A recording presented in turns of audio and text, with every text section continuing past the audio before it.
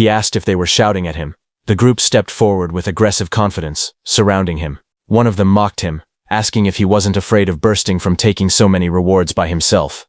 Another insisted he must have gotten lucky inside the dungeon and found something valuable by accident. He demanded that Feng hand over the demon bear gall and the skill scroll. All of them flared their combat energy, their bodies glowing with blue light. One boy pointed at him and warned that if he didn't act sensibly, they would show him the true power of a combat class.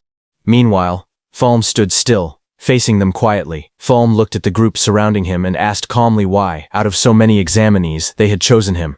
One of the boys stepped forward, pointing at him with an exaggerated expression. He asked if Falm really didn't know the reason, or if he was pretending. Another student explained that the exclusive reward for a solo dungeon clear, the Demon Bear Gall, was a valuable item that added 10 stamina. He said that something so good was not something a farmer like him should be holding. Hearing that, Feng did a comparison in his mind of the Demon Bear Gall, which increases stamina by 10, with his stamina watermelon, which also increases stamina by 10. Feng squinted slightly and wondered if something that added 10 stamina was really that amazing. He thought about the watermelons he grew every summer, which also added plus 10 stamina without needing to fight through a dungeon. Then he lifted his hand and took out the Demon Bear Gall from his inventory. Red energy curled around his fingers as he showed the item in his palm. He asked if the thing they were talking about was this. Seeing that, the man with the short hair immediately lunged forward with an angry expression. He stretched out his hand toward Feng and shouted for him to give the item to him. But suddenly a fireball exploded between them the moment he reached out. A violent blast of fire and smoke burst outward, filling the area with heat and golden light. The shockwave pushed the short-haired man back as he stared at the spreading flames in surprise. In the next second, a pink-haired girl rushed in. She held her staff in front of Fen and glared at the troublemakers. She demanded to know what they were planning to do. She reminded them that private fighting was forbidden in the academy, and warned them that they could be disqualified. The short-haired man raised his weapon and tried to explain. He insisted that the matter had nothing to do with the pink-haired girl, and that it only concerned Fen behind her. But the girl stepped forward without hesitation. Her eyes narrowed as she said that if she couldn't stand what she saw, then it absolutely had something to do with her. She lifted her staff, flames swirling around her as she made her final threat. She told them to leave immediately, or she would report everything to the instructor and see who would suffer more. Hearing that, the man with the fierce grin looked straight ahead, his expression full of arrogance. He spoke with confidence, saying that reporting the matter would only work if she even got the chance, and since she insisted on protecting the farmer, they would deal with her as well. He raised his voice and shouted to his group. He ordered his brothers to attack quickly, telling them to finish the battle fast. 2 of his men rushed forward together, each holding a weapon glowing with blue energy. They charged toward Feng and the pink-haired girl standing in front of him. As they came closer, Feng quietly observed the girl.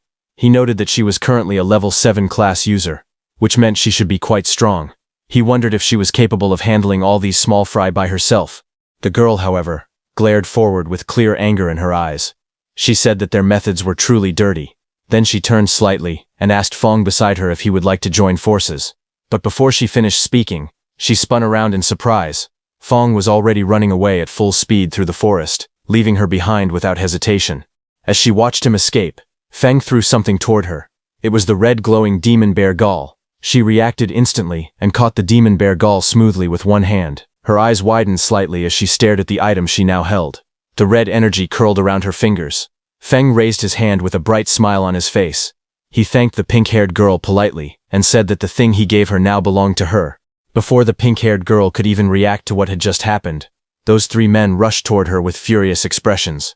Their bodies glowed with blue energy as they leapt forward. Seeing that, the pink-haired girl shouted loudly, wondering why everything had suddenly turned into her being robbed when she had just come to help Feng. The scene then shifted to a quiet room.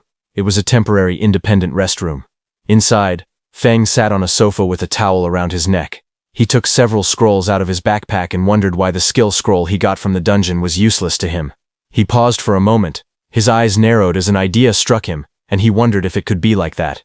Feng then held the scroll between both hands. Green and purple mana surrounded it as he injected his energy into the scroll. That energy swirled around it like flames, and in the next second, a system window suddenly appeared, stating that he had realized a new skill called Special Cultivation. Another window explained the skill. It was a beginner-level special cultivation skill that allowed him to use mana and certain materials to strengthen undead summons. It said there was a chance to increase their level, their quality, or give them new skills. Seeing the system notification, Felm jumped in happiness, saying it really worked. He explained that the scroll required mana from both of his classes at the same time in order to activate. Feln then summoned all his undeads. The tall shadowy figure of the largest summon stood in front of Feln, its body wrapped in purple and blue lightning. Feln stood shirtless in front of them. He lifted his hand with confidence and told them that it was time to test the new skill. Green energy flickered around Feng's fingers as he focused. His expression stayed calm, as if he already knew the result. The tallest summon, Heikui, was the first to react. Purple flames burst from its body as its power rose sharply, and a glowing message appeared beside it showing that it had advanced from level 6 to level 8. Next, the summon with the icy armor, Yuye, was covered in swirling blue energy. Its strength climbed rapidly, and it rose from level 6 to level 8 as well. The demon-horned bear followed soon after. Blue light wrapped around its heavy frame, and its level jumped from 7 to 9. Two smaller summons, the horned lizard and the horned eagle, glowed together in bright blue light. Their combined levels increased, rising from level 5 and 6 to level 7. Watching all of this, Feng tilted his head slightly. A small smile appeared on his face as he nodded in satisfaction. He said softly that it was not bad at all. He stood facing his newly empowered summons. Purple and blue energy stormed around their bodies. The huge figures of Heikui and Yuye towered in front of him, both stronger than before as they waited for his next command. Watching them, Feng lowered his eyes, and a quiet thought formed in his mind.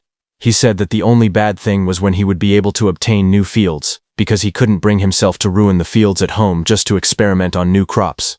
Then sometime later, he walked out of his room, wearing casual clothes and a backpack. He stepped through the doorway with his hands in his pockets.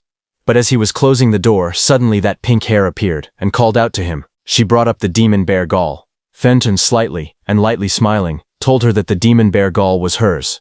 Hearing that, the pink-haired girl's eyes widened. She held a small package tightly against her chest, and shouted that the item was very valuable. Hearing that, Feng stared at her with a tired expression, his eyes half open. He muttered that there was no need to treat such rotten material like a treasure, and after saying that, he left from there. The girl froze.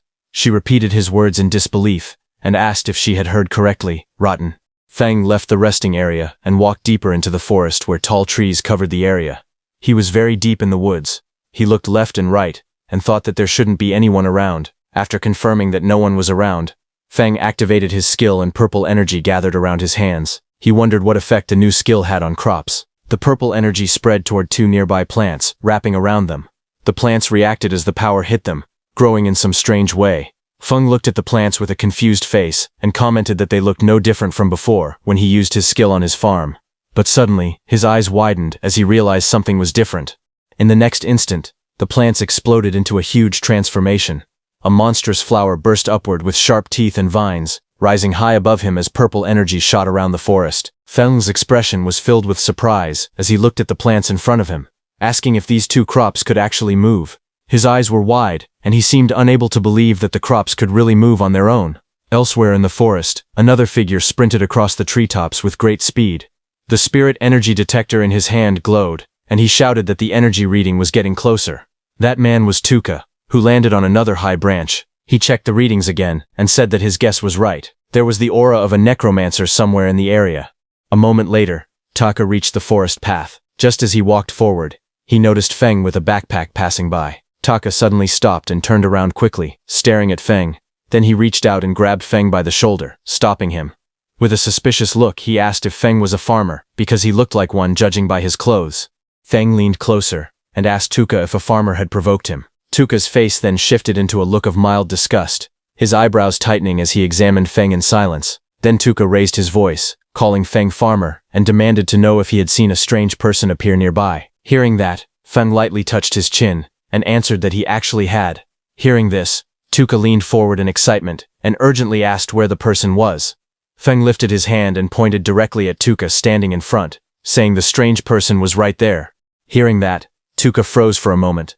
Then his expression turned red with anger. Flames rose behind him as he shouted, asking how dare Feng humiliate him. He angrily declared his status, an elite of Sunwheel Academy, and the nephew of the Iron Lion Duke. His rage only grew stronger. He yelled that a lowly farmer dared to be rude to the nephew of a duke. Fire wrapped around his arm as he swung his fist forward, shouting that he would kill Feng. Tuka transformed into a wolf man, his body surrounded by violent green energy. He shouted that the lowly farmer would pay for his stupid words and actions. The green aura surged wildly around his body as rocks and debris were thrown into the air. Feng was pushed back by the impact. He crossed his arms in front of his chest and planted his feet firmly on the ground. Stones shattered, and dust burst upward around him. But he remained standing. His expression was calm, and his eyes were cold. He stated that the farmer Tuka looked down on could defeat him with one hand. Tuka laughed and lunged forward with glowing green energy swirling wildly around his body. His claws were raised as he charged straight toward Feng. He shouted for him to taste his attack. However, Feng's expression remained calm. As he noticed something strange, he thought that although he didn't know why the Aconite from his field had changed after being corroded by undead magic, it had gained a paralytic effect. He said that the last time he tested it, he had been numb and stuck in bed for an entire day. He added that grinding the Aconite into powder really worked as a narcotic. Tuka's face twisted as he inhaled the narcotic. Dark particles and green energy clung to his fur.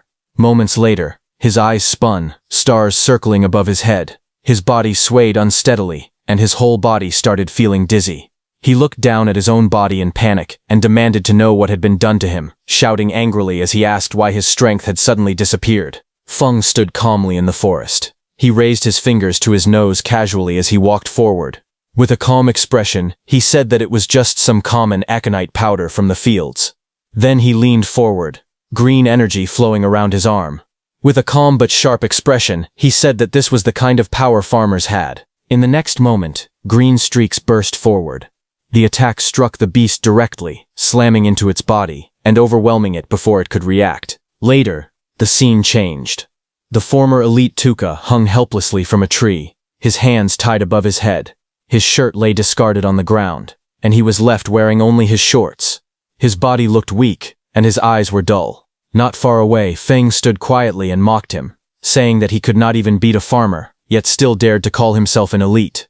As he turned to leave, Feng calmly told him to enjoy cooling off there for a while. He added that when someone eventually found him, he should consider it a lesson learned. Just then, an announcement echoed through the area, calling all candidates to gather in the auditorium for the instructor interviews. Standing in the forest, Feng paused. Realizing the interviews were starting, he muttered that he needed to hurry. The scene then shifted outside the Extraordinary Academy auditorium. Groups of candidates stood around, quietly whispering among themselves. As Feng walked forward calmly, voices followed him.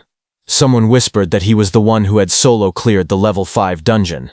Another voice replied that they heard he only ran away and leeched off women. Unmoved by the whispers around him, Feng continued walking toward the auditorium with an indifferent expression. Among the gathered candidates, someone spoke in a low voice, saying that compared to Shi Yan and Bogu, he was far worse. Another voice followed, saying that he might be strong compared to normal candidates, but as level 5 elites, they already had the advantage. Nearby, a pink-haired girl stepped forward and handed something to Feng, telling him that it was his. Feng scratched the back of his head and smiled faintly. He leaned forward and told her to keep it, saying that it was really useless to him. Later, Feng walked through the crowd while eating casually. A notification appeared above him, showing temporary stamina +2 twice. Looking confused, he thought to himself that he truly did not understand why people treated that kind of thing like a treasure. Inside the auditorium, the scene was marked as the instructor interview site. Several instructors sat behind a long desk, watching quietly. A voice explained that during the interview, instructors choose students, but students also choose instructors. It was said that students and instructors bring out the best in each other. The instructor then announced that he would call students by name to come forward. He called out the first name, Shi Yan. Shi Yan stood up among the seats and introduced himself. He said that his name was Shi Yan, and that he was a level 6 Earth-type warrior. He then spoke again, saying that this was his current ability. As he finished speaking, a large battle armor appeared, surrounded by glowing energy. One of the instructors leaned forward and spoke. He said that it was not bad, and introduced himself as a level 44 Earth-type berserker. He then asked Shi Yan how about becoming his instructor. Shi Yan reacted immediately and said that he would be honored. After that, the instructor announced the next name and called Yingwu forward. The instructor looked down at the list and called out the next name, saying it was Lin Feng. Lin Feng stood up from his seat and walked forward calmly, moving past the other candidates. As he stepped into the center, he introduced himself. He stated clearly that his name was Lin Feng, and that he was a level 8 spirit farm master.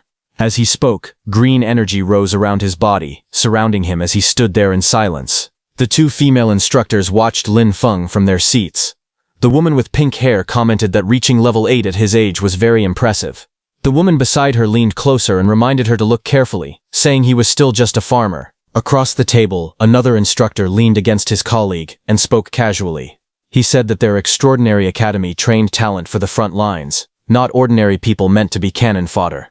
But he also admitted that Lin Feng had performed very well in both the preliminary and second tests. The main examiner adjusted his monocle and looked at the others.